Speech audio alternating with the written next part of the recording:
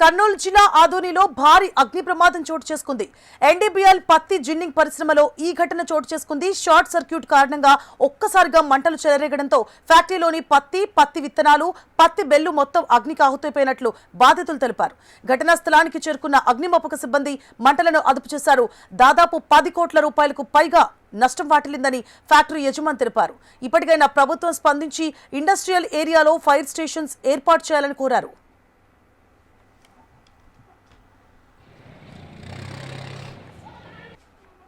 ఆదోని చుట్టుపక్కల మెయిన్గా పండే పంటలు పత్తి, వేరుశెనగ, వరి.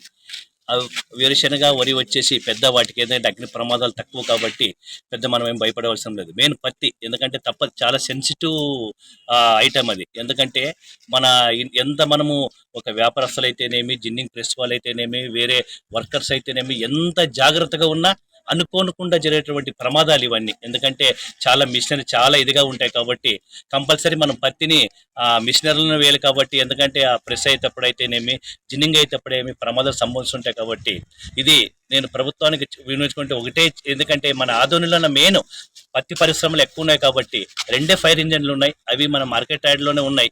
ఇంకా ఎందుకంటే కమర్షియల్గా డెవలప్ అయ్యేదంతా ఈ ఏరియా ఉంది కాబట్టి అక్కడ బైపాస్లో, అంటే మన భూపాలన్న ఫ్యాక్టరీ దగ్గర ఇండస్ట్రియల్ ఏరియా వస్తుంది కాబట్టి అక్కడ ఇంకొక 2-3 ఫైర్ ఇంజన్లు పెడితే ఏదన్నా ఇలా, ఎందుకంటే జరగవాలని కాదు, అనుకోకుండా ఎప్పుడైనా జరిగితే మాత్రం తరగతిన వస్తే జరిగే ప్రమాదాన్ని కూడా చాలా త్వరగా నివారించవచ్చు అని చెప్పేసి ప్రభుత్వానికి మా యొక్క ఆదోని మార్కెట్ యార్డ్ అసోసియేషన్ తరఫున, మన పత్తి వ్యాపారస్తుల తరఫున, రైతు సోదరుల తరఫున, అందరి తరఫున వినియోగించుకుంటాను.